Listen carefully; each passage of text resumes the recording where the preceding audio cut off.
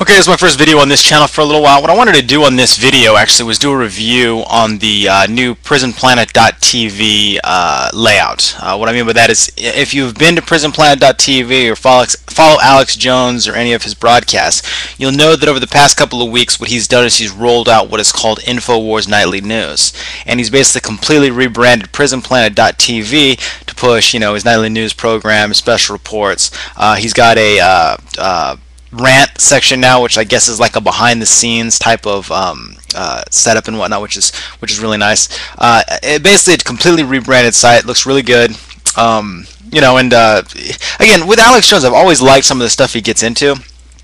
Again, I'm not a big fan of his opinionated approach to certain things, and he has a clear lack of control in certain types of political situations. But the bottom line is he does put out good information, and most of the stuff that he puts out seems to be pretty solid.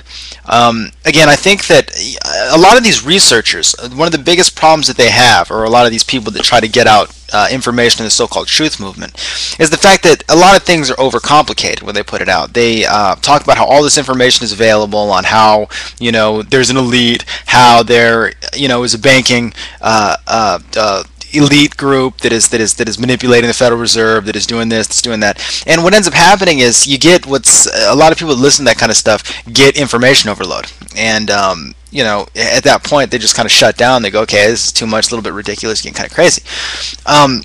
I think that the whole truth movement, whether it is Alex Jones, David Icke, or fucking any of the people, Rents, any of these people that are out there that talk about conspiracy, that talk about world global governance, and political stuff that may not make it out into the mainstream, I think that the biggest weakness to them is that information overload. They're set up too broadcaster-like. It's like you listen to them. It's like listening to it's like listening to a newsreel. And I mean, it's fine and whatnot, but I think that the biggest problem is that they take kind of like this entertainment type of approach to the whole thing.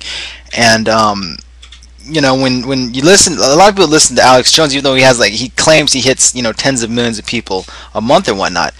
It's entertainment, and unfortunately, a lot of people can't make that connection of, okay, well, how exactly does all this stuff affect me? You talk about all this crap that all these people that have all this money and how they're trying to centralize power, how they're going to exterminate everybody and all this stuff. But how exactly does that affect me? I mean, right now, and unfortunately, it's kind of like my channel, Mixed Martial Arts. It's kind of like what have you done with me lately type of mentality. I mean, it's one of those things to where people can't actively see something happening. It really just doesn't exist. I mean, it is kind of a weakness to the human psychology. Like a lot of people that are following the elections, and a lot of people that are following the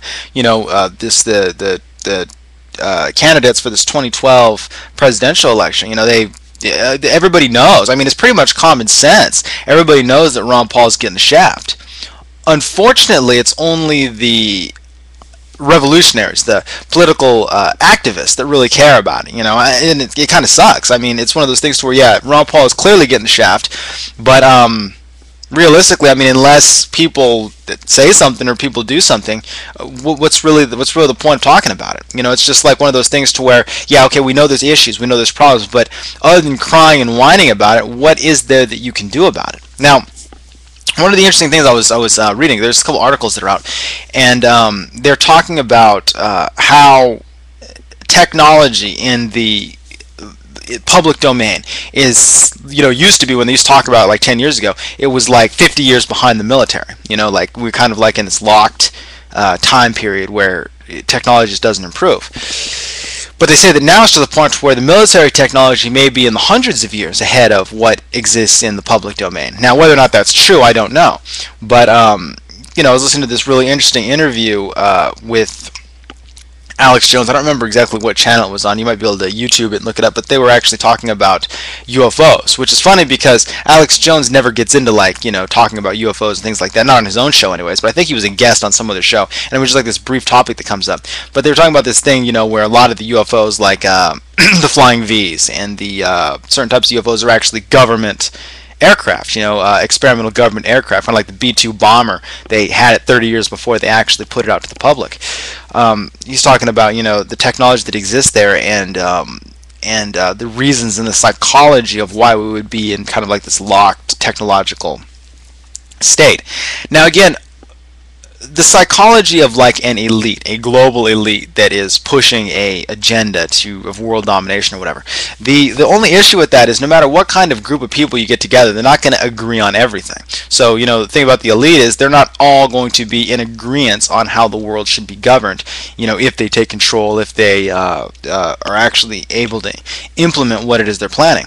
Yes, there's some of them that are talking about exterminating people. There's some that are talking about, setting up some type of super communism. There's some that are just talking about making themselves rich and disappearing off to their own island and stuff like that. But I mean, at the end of the day, we really don't know what the final agenda is for them, And of course, another issue that a lot of researchers like Alex Jones has is the fact that there is no type of unity in the research community. Like there was that whole thing between Alex Jones and Jeff Rense, and those of you that don't know or haven't heard about it, Alex Jones and Jeff Rense had it was almost a legal fight, which is funny because think that they're going to be falling back on the systems that they criticized so much, but it was going to turn into a legal fight because Jeff Rense posted this huge article on Alex Jones's wife being Jewish. See, Jeff Rense has this thing against Jews, and I mean, I wouldn't really say it's a thing against Jews, but it's one of those. His perspective is, okay, well, look, if you look at all the banking dynasties, or you look at the money, or you look at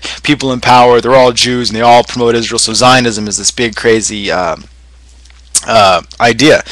And again, he tries to go out of his way to say that he's not an anti-Semite, but he makes a separation between good Jewish people and Zionists, which again, you start getting into that territory, you're walking on dangerous ground. And it's funny how almost any type of altruistic movement that happens on Earth, whether it's in the conspiracy or the research community here now today, or you look at like back in the past, anytime there's a movement that starts off as altruistic, it always seems to go that route, where all of a sudden it's the Jews, all of a sudden it's the black people, all of a sudden it's all these illegal immigrants, the Mexicans that are screwing us all up. It's always a bunch of finger pointing. But if you actually look at the faces of the elite, if you look at the people that do run not just the banking dynasty, I mean, yeah, that hurts. The fact that there's a banking cartel out there that dominates banking. But if you look at all the heads of industry, if you look at the heads of all the transnationals, if you look at the CEOs of all these different collectively, industry just as a collective, you'll see that it's not just Jewish people that are part of the conspiracy. It's everybody. I mean, it's a collective. It's a mindset, and I don't know. It's just one of those things to where it's so easy to point a finger at somebody, but the problem is when you're focused on that one person, or you're focused on that one group of people, and maybe one aspect of the overall conspiracy, that you focus on one type of people, and then you get sidetracked and fucking trick fucked by someone else, and that's the problem. You can't, evil doesn't, no matter how you define it or how you try to pigeonhole it or put it somewhere, you can never take evil, like an evil psychology, and truly just apply it to put a mask on and apply it to one group of people. It's going to transcend all people. It doesn't make a difference. It may manifest differently in different groups of people, but at the end of the day, there's evil motherfuckers everywhere. And unfortunately, that mindset, that evil, wicked ass mindset that a lot of people that a lot of people seem to be so disgusted by, is the dominant mindset on the planet today. It's the shit rises to the top of the bowl, and if it wasn't a dominant mindset, and if it wasn't as strong as as everybody says it's not, everyone says, oh, evil, good will always trump evil. It's been trumped all these times in the past. If that was the case, then how has it been able to live and exist for so long? How has these people been able to get away with what they're doing so long? If it's such a weak mindset, it's so subservient and beneath these so-called altruistic mindsets that exist in the world, why is it always seems to be the dominant mindset? And the altruists, the people that are on the good side, that fight against these people, they get too deep into it. Like, they start getting, they start digging, they start looking at details, and they end up falling to some extremist perspective, whether they become an anti-Semite, whether they become a fucking, like a Hitler type person, if they became, a communist, or they start looking at it from a perspective of maybe this whole thing is good.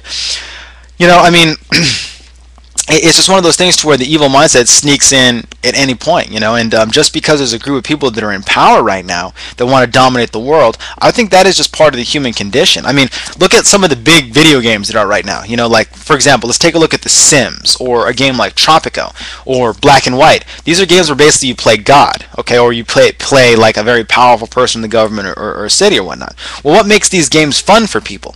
The majority of people that play these games are not setting up, good, altruistic types of societies in their video games where where there's a lot of freedom, and their little polygonal people are enjoying their lives. What makes the game fun for these people that are playing these games, or for the majority of people that buy these games, which is the general population? This isn't the fucking elite buying these games, or a small segment of the population. Just general population that buy this type of games have fun setting up fucking dictatorships and these crazy communist regimes where they're beating on people and throwing people in jail and having their police run around shooting people and fire hosing everybody.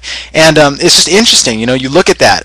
Anytime you give people power, it doesn't matter, even if it's like a small amount of power in a video game, or a small amount of power on something that doesn't even really matter, intangible thing or whatnot. They always go that route. They're always like, yeah, let's see how I can beat on my civilians. I mean, I don't think anybody, like, I play Tropico 4 just for the hell of it. I enjoy those type of city sim management games, and it has an actual built-in ranking system where thousands of people that play the game, all it's like a collective type of societies they make, and the majority of societies that people set up, this is just coming from all sects of the population, are like full-blown crazy in-your-face dictatorships. There's very few people that are playing that game that are like, let's set up this nice little republic and take care of everybody. It may sound good in concept, it's nice that you have that ability, but it's no fun. It's no fun to play the game that way. And again, when you look at the minds of the elite, or you look at people that are in power, I mean, they are in a real-world situation like that, to where it's going to be fun for them to exercise that power. It's part of the human condition, where you're in a dominant position, you have to make sure that you impose that dominant position on everybody else. It's not a psychology that I agree with, but it's a psychology that exists in people. And again, one of the ways that, I mean, realistically, and also they're making lots of money, and buying Lear jets, and living these crazy lifestyles. And again, that's huge incentive for people to do evil shit. And unfortunately, as much as we like to believe there's good people out there, and that there's people out there that are always going to be out looking for the best interests of the whole, that's never the case. Even the whole idea of freedom and democracy is a self-interest type of perspective. They're doing it because they know that it will, in the long run, make a better world for themselves, their families, their kids. It's self-preservation. The number one commandment of Satanism is self-preservation is the highest law. And unfortunately, that is one of the psychologies that seem to transcend everything. Everything we do is dictated by that one satanic commandment. And it's just a difficult situation, and again, even if we were to eliminate the entire elite, to get rid of all the scumbags that exist in government, we're able to get rid of all the shit faces that fuck up politics and whatnot. There'll be new ones. Power corrupts, just the way it is. There's always going to be new variations of evil, new shit we have to learn, new ideas that creative evil people come up with to secure power for themselves. It's just an ongoing thing for as long as the human condition exists in the way that it exists in right now. So yeah, I mean, it's a lucrative business to be in, setting up sites and stuff like Infowars Nightly News, and to do stuff like that. I respect people that do that. I respect the opinions. I'm a big fan of free speech. I like a lot of different opinions out there, but at the end of the day, the reality of it is that there's always going to be some manifestation of evil for as long as the human psychology exists in its current state. And this is not going to change anytime soon. But yeah, I definitely recommend checking out that prisonplanet.tv. I'll probably link to it underneath this video.